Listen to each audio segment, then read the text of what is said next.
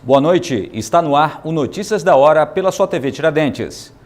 Governo lança plano emergencial de saúde que pretende zerar em 90 dias filas de espera nas unidades de saúde do estado. O plano emergencial de saúde foi anunciado na manhã desta quarta-feira pelo governador Davi Almeida. Segundo o governador, a principal meta do plano é zerar em 90 dias as filas para as cirurgias eletivas nos hospitais do estado. Com relação às cirurgias, já foram liberados recursos antes de eu chegar ao governo. Os recursos já estavam liberados para o Francisca Mendes e também para o Adriano Jorge. Nós só estamos agora efetivando essas cirurgias, aquilo que já está sendo feito. E eu agora que combinei com os diretores, que os 2 milhões que foram liberados para o Francisca Mendes e 2 milhões para o Adriano Jorge, para essas cirurgias, que assim que estiverem finalizando, nós vamos aportar mais 4 milhões. 2 milhões para cada unidade, para que as cirurgias continuem a acontecer. Para atingir a meta, o governador falou que várias medidas serão adotadas, dentre elas, processo seletivo para a contratação de técnicos de enfermagem, implantação de um sistema informatizado de leitos em rede e até a repactuação de alguns contratos com a Suzam. Nós vamos rever alguns contratos e eu vou cuidar disso pessoalmente. Nós não vamos quebrar contratos por quebrar contratos, nós vamos analisá-los e dentro de uma filosofia, dentro de uma condição, de uma possibilidade real, dentro dos ditames legais, nós vamos sim até destratar. A parceria do Estado com instituições privadas também será outra mudança para agilizar os atendimentos na rede pública de saúde. O governador disse que o Estado possui orçamento para efetivar o plano, mas mencionou que vai buscar recursos em Brasília, se for preciso. Eu vou buscar os deputados federais, por exemplo, hemodinâmica, tomógrafos, não é isso, deputado Ricardo? Eu vou buscar os deputados federais que têm emendas parlamentares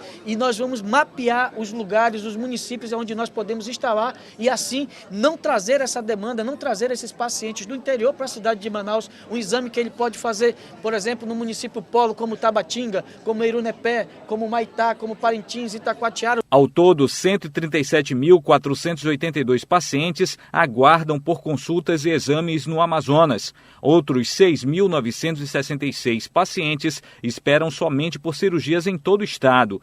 O governo pretende ampliar em 25% a quantidade dos serviços realizados pelo setor privado, já com contratos firmados anteriormente. A remuneração dos procedimentos seguirá os valores estabelecidos pela tabela do Sistema Único de Saúde, de acordo com o governo do estado. Uma parceria entre a Prefeitura de Manaus e a Polícia Federal deve garantir a regularização de documentos dos índios venezuelanos que estão na capital. Entre os benefícios que eles devem receber está o Bolsa Família. O encontro entre representantes da Polícia Federal e da Secretaria Municipal da Mulher, Assistência Social e Direitos Humanos foi nesta quarta-feira. A intenção foi firmar parceria para realizar um mutirão social aos indígenas da etnia Waraó. O mutirão social vai ser realizado quando todos os 400 venezuelanos estiverem abrigados. O local passará por reforma e deve ser entregue em cerca de uma semana. Com carteira de trabalho e CPF, será mais fácil dos indígenas terem acesso a todos os programas sociais disponibilizados ao cidadão brasileiro. O superintendente em exercício da Polícia Federal, Richard Murá Macedo, explica como esse trabalho em parceria com a Prefeitura será realizado. Numa parceria com a Secretaria de Defesa Social e os demais órgãos integrantes do sistema de proteção desses estrangeiros no Brasil, iremos tentar dar a maior agilidade possível no atendimento dessas pessoas para que o mais brevemente eles consigam a regularização do status deles como cidadãos no Brasil, seja através de institutos como o Refúgio, seja através de outros meios de regularização da situação migratória. Os índios estão acampados em área pública, submetidos à situação de risco social e, em especial, as crianças, adolescentes e idosos. O município alega que continua com ações específicas de atendimento aos imigrantes, reforçando o cumprimento ao decreto assinado pelo prefeito Arthur Neto, que decretou situação de emergência social em Manaus. O turista norte-americano de 28 anos, esfaqueado durante assalto no centro de Manaus, segue internado no Hospital e Pronto-Socorro 28 de agosto. O ataque aconteceu na madrugada de terça-feira na Avenida Getúlio Vargas. O americano foi esfaqueado no tórax após ser abordado por 2 adolescentes, um travesti e uma mulher. Todos os envolvidos foram presos e apreendidos pela polícia. Um dos envolvidos, identificado como travesti, foi liberado. Os 2 menores e a mulher foram encaminhados ao 1º Distrito Integrado de Polícia. Os suspeitos foram identificados por meio de filmagem registrada com um celular. O turista americano foi esfaqueado e teve os documentos, um celular e R$100 roubados durante o assalto. A polícia informou que 5 pessoas participaram do crime. Após uma filmagem que flagrava o assalto ser entregue à polícia, Vandrei foi preso e outros suspeitos ainda estão identificados. O turista norte-americano foi encaminhado ao hospital 28 de agosto e passa bem. 3 pessoas foram presas suspeitas de participar do comércio de drogas no bairro Gilberto Mestrinho, zona leste de Manaus. Carlos Roberto Sadábila, conhecido como Tabatinga, e o casal Paulo Roberto de Jesus Alves da Silva e Maria Francisca Paratinga foram presos acusados de comercializar drogas na Zona Leste. Eles foram apresentados na manhã desta quarta-feira na sede do 4º Distrito Integrado de Polícia, Avenida Perimetral, bairro Grande Vitória. De acordo com o delegado Ricardo Cunha, titular da unidade policial, o trio foi capturado após denúncia anônima. Diante dessas denúncias, nós deslocamos uma equipe para fazer o levantamento dessas informações, coletar os dados, identificar as pessoas envolvidas e chegou-se no nome de Tabatinga e de Paulo, que era um grupo criminoso que estaria atuando ali naquela região na mercancia de drogas. Segundo o delegado Ricardo Cunha, outra denúncia indicou que Tabatinga teria escondido drogas na casa de Paulo e Maria. Depois de ser interrogada, a dona de casa revelou onde estavam os entorpecentes. A equipe pegou esse material e ela indagou a dona Maria acerca da procedência dessa droga. Ela disse que essa droga pertencia a uma pessoa chamada Tabatinga. Ainda de acordo com o delegado Ricardo Cunha, Carlos Roberto Sadábila, o Tabatinga, teria recrutado o casal para fazer o armazenamento do entorpecente. Ele também confirmou que era o mandante, ele que tinha solicitado que essa droga ficasse na casa deles, até porque ele já responde a um processo de tráfico de drogas. E, de certa forma, ele tinha contratado esse casal para guardar esse entorpecente dentro da casa. Tabatinga disse que conseguiu R$4.000 para comprar as drogas que poderiam chegar ao valor de R$20.000 depois de revendidas. Ele justificou que estava traficando para arrumar dinheiro para pagar o tratamento da mãe, que estaria com câncer. Já Paulo e Maria disseram que aceitaram guardar a droga porque Tabatinga teria oferecido R$50 para a dupla.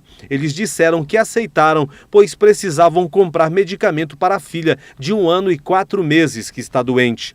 O trio foi autuado em flagrante por tráfico e associação ao tráfico de drogas. Eles foram encaminhados ao Fórum Enoque Reis para audiência de custódia. Após o levantamento detalhado de várias irregularidades, o Ministério Público do Estado do Amazonas, por meio do Grupo de Enfrentamento da Crise do Sistema Prisional, propôs 6 ações judiciais contra as empresas Humanizare Gestão Prisional e Serviços S.A. e RH Multisserviços Limitada, pelo descumprimento dos contratos de gestão de unidades prisionais do Estado. Nas ações datadas do dia 11 de maio, o MP Amazonas requereu a rescisão dos contratos, multa de 10% do valor de cada contrato e a proibição das empresas de participarem de licitações e de contratarem com o Estado do Amazonas pelo prazo de 2 anos.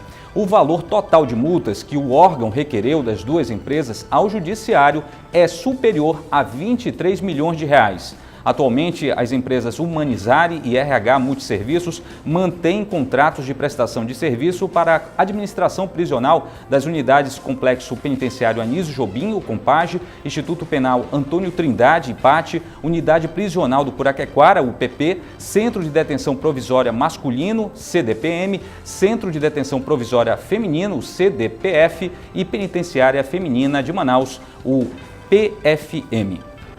Conjunto habitacional Viver Melhor, na zona norte de Manaus, está abandonado. As construções irregulares tomam conta e lembram uma cidade sem lei. Quando foi inaugurado, o Viver Melhor tinha o título de maior conjunto habitacional do país dentro do programa Minha Casa Minha Vida. A principal vantagem explorada na mídia era de um bairro urbanizado entregue à população. Mas quem percorre hoje o conjunto na zona norte de Manaus se depara com uma situação totalmente diferente. As áreas públicas, tanto as destinadas à área de conservação quanto para a construção de área de lazer para a comunidade, foram invadidas e destruídas. A todo instante, comércios de madeira ou de alvenaria são construídos ou ampliados, sem nenhuma observância aos critérios de urbanismo.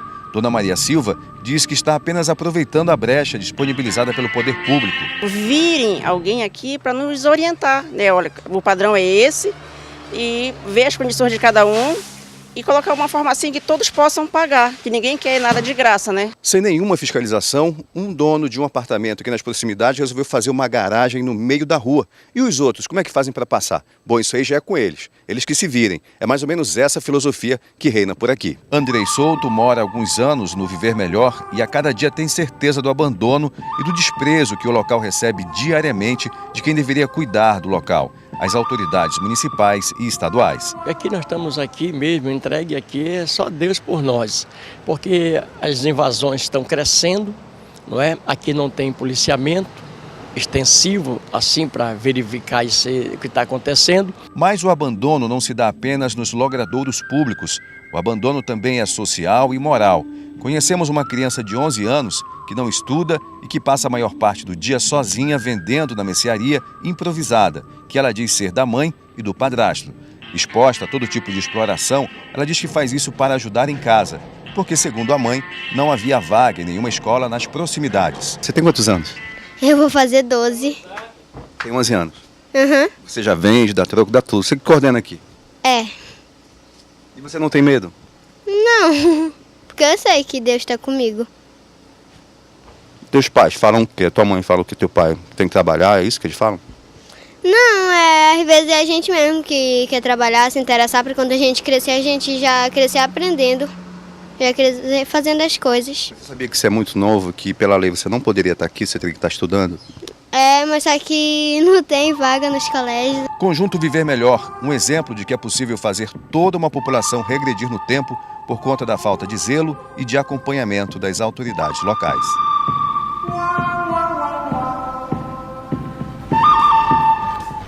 Auditores fiscais da Receita Federal iniciam a Operação Padrão, que pode prejudicar liberação de cargas em portos e aeroportos do Amazonas. Mais informações com o repórter Marcos Pontes. E para falar sobre essa Operação Padrão que acontece em todo o Brasil, eu estou aqui com o auditor fiscal, o Sheldon Kermer. Como é que está funcionando essa Operação Padrão que vocês estão realizando, inclusive aqui em Manaus? Bom, em Manaus nós temos a operação padrão nos portos e aeroportos. O que é isso? É colocar 100% dos auditores para fiscalizar o total da quantidade de cargas que entram nessas unidades. E na parte da arrecadação, nós estamos com 30% e a operação Meta Zero, que é diminuir os índices da entidade. Então, tudo isso se deve a quê? Por causa de uma alteração que foi feita no texto da medida provisória 765.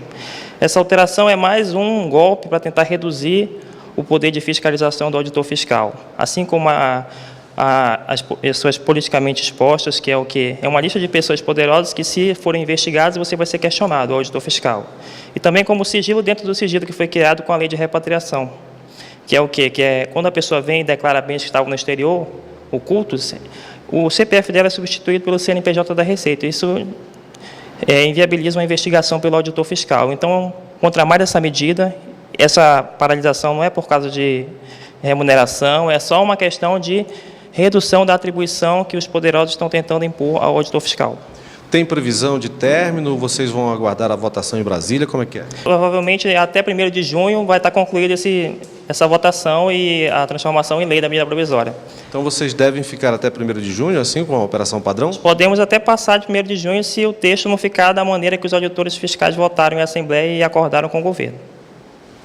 Para a Rede Tiradentes, Marcos Pontes. Comunidade do Santo Agostinho tem área verde invadida. Moradores prometem conflito com os invasores.